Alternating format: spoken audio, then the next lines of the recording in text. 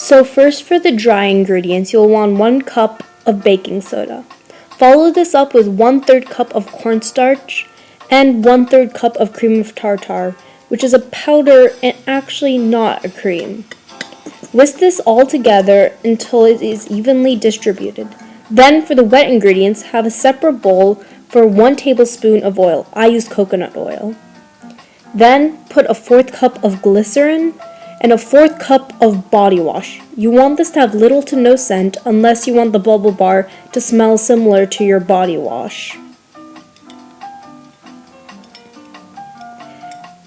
Add a few drops of essential oil. I use lavender. Then mix this together until it's totally evenly combined. Add your wet ingredients to your dry ingredients and use a spatula to mix this all up until it's completely combined. It should be a wet paste, so add a 1/4 cup of cornstarch just to even it out. Fold it in with a spatula like you did a few steps ago. Then put your hands in. This will get messy. The more you work it, the more it'll form in because of the warmth of your hands.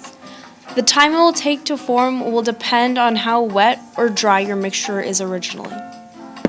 After you think your dough is ready, put out some parchment paper and divide the dough into 2 balls. In one, put purple, or whatever color you want. I'm just doing this because I'm making lavender. I use blue and red to do so.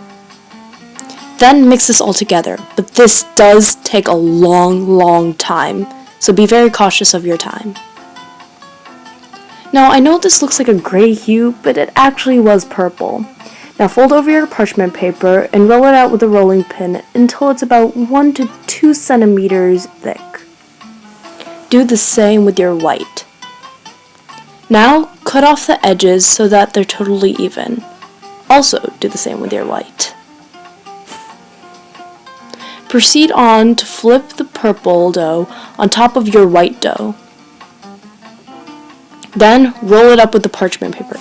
This is a very hard step and you can mess up all of it right here, so be very careful when you're doing this.